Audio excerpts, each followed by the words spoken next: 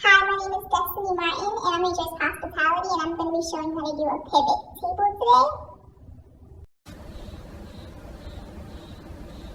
A pivot table? What's that? Okay, so I'm going to go ahead and I'm going to show you how to create a pivot table.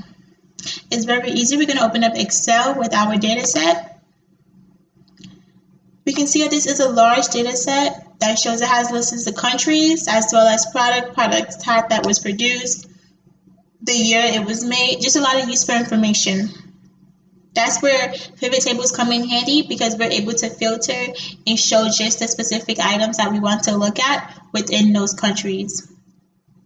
So select the data, we're going to go to the left, we're going to select the triangle, then we're going to go to Insert,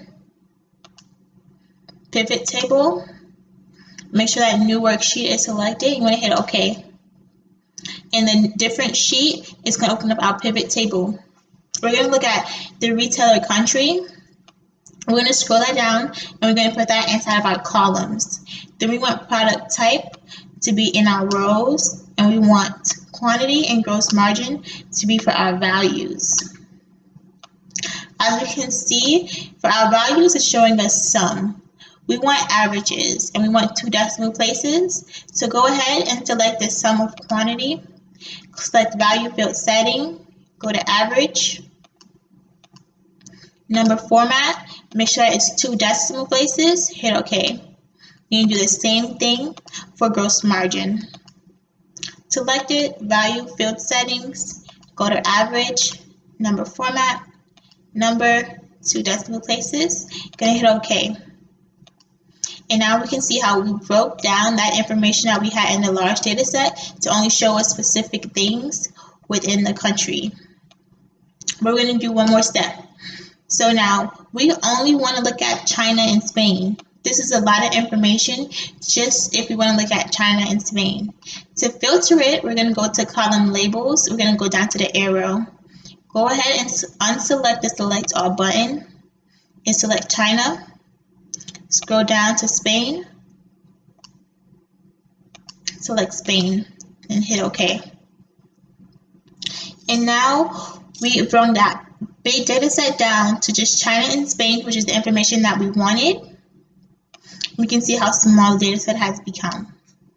Now we're going to do one more thing. Separate from the pivot table, we're going to insert a combination chart. To do that, we're going to go to A3. Hold the shift button and use the down arrow to select the data. This comes in handy when it's a small data set, and then we're going to use the right arrow to go to the right. When it's a small data set, it's very easy to copy information that way with the shift and the arrows. Then we're going to go to our insert column, go to the combo chart. We're going to create custom. We want to customize it so that it shows us information the way that we want it. So now we're going to go ahead and we're going to put our average of quantity as clustered column. Then we're going to put our average quantity for Spain as well as clustered column. We're going to put average gross margin. We want that to be as line with the markers. And we want our average quantities to be in our second axis. Let's go ahead and click that there. And then go ahead to Spain and click average quantity. And then hit OK. Now it gives us our combination chart. Go ahead, select it and drag it over. That way we can enlarge it and look at the information.